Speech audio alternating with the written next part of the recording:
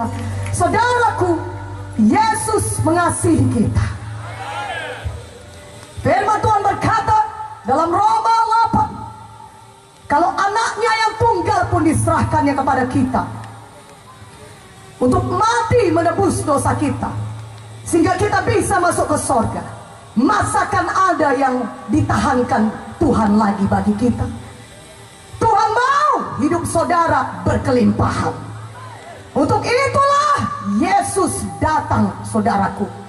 Untuk itulah Dia mati bagi kita. Firman-Nya berkata, oleh pilur Yesus saudara sudah sembuh. Maka pada malam hari ini, dimanapun saudara berada, percaya firman Tuhan ini, maka saudara akan menerima kesembuhan saudara. Katakan amin. Setan itu jahat.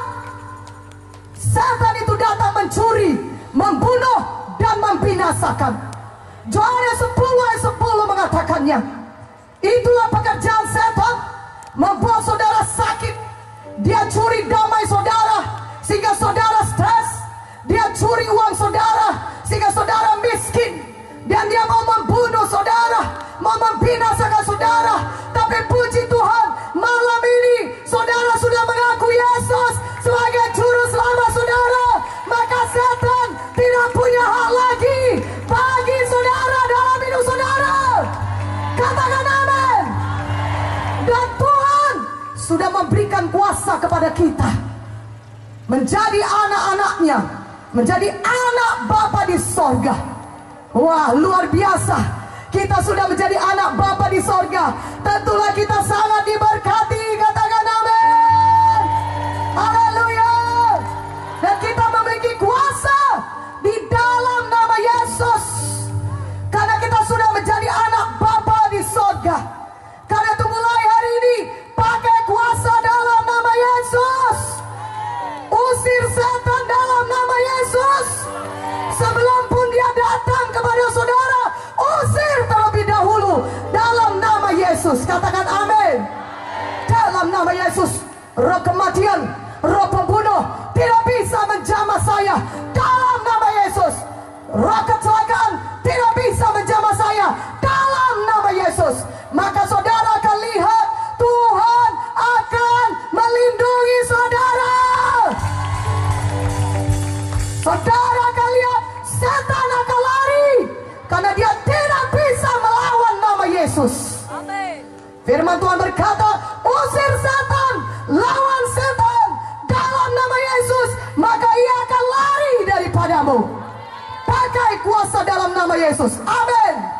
Pada malam hari ini, saya mau menunjukkan kepada saudara kuasa firman Tuhan yang sama berkuasanya dengan Tuhan Yesus sendiri. Banyak orang berkata itu mujizat sudah lama berlalu. Tidak ada mujizat lagi karena Tuhan Yesus sudah di sorga. Dulu pada waktu zaman Tuhan Yesus duduk di bumi ini, tinggal di bumi ini, ada mujizat karena Tuhan Yesus ada di bumi. Saya mau katakan kepada saudara, dulu ada mujizat, sekarang juga masih ada mujizat. Karena Yesus Kristus tetap sama, baik kemarin, hari ini, maupun selama-lamanya. Berikan kemuliaan bagi Tuhan Yesus. Lebih meriah, lebih meriah, lebih meriah. Haleluya. Yang rindu mujizat Tuhan, katakan amin. Katakan amin.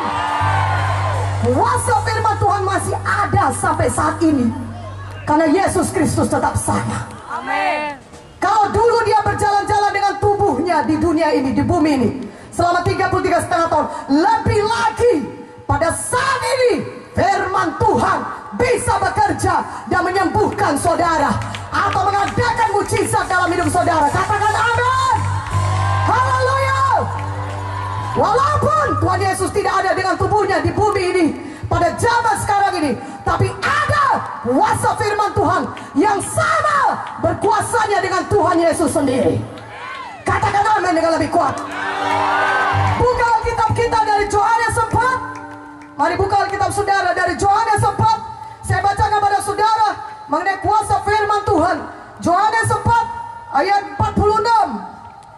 Ayat 46, saudaraku yang kekasih, sampai 54. Maka Yesus kembali lagi ke Kana di Galilea, di mana ia membuat air menjadi anggur.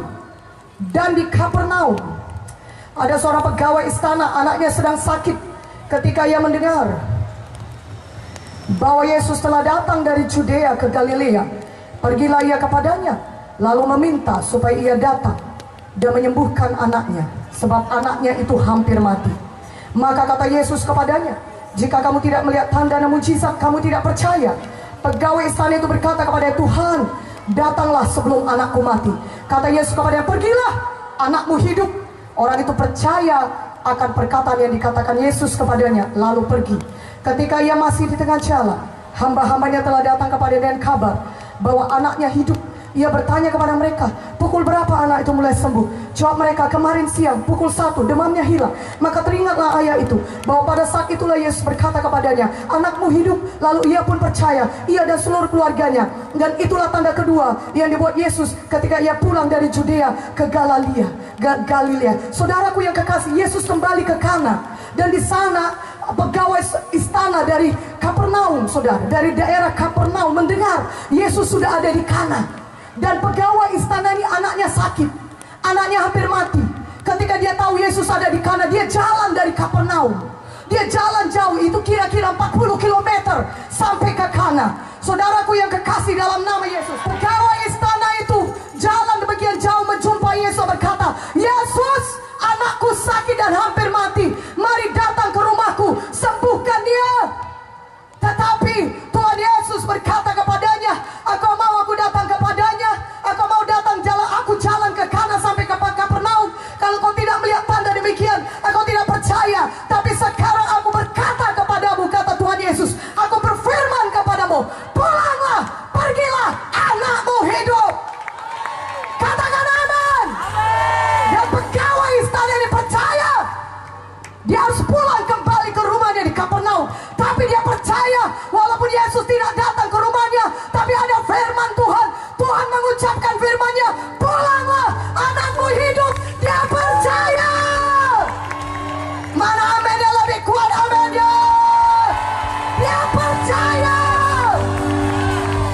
Maka apa yang terjadi ketika dia berjalan pulang kembali ke Kapernaum? Itu agak jauh. Dia pasti mungkin jalan kaki. Zaman dulu tidak ada mobil yang cepat, 40 km. Dia pulang, dia ketika dia hampir sampai ke rumahnya, hamba-hambanya dari rumahnya datang kepadanya, Bapak, anakmu sudah sembuh. Dia bertanya, kapan anakku itu sembuh? Kira-kira jam 1 siang, demamnya hilang. Dan dia ingat ketika itulah Yesus menyampaikan firman-Nya, berkata, pergilah, anakmu hidup. Mana amennya? Yang mengerti katakan amin.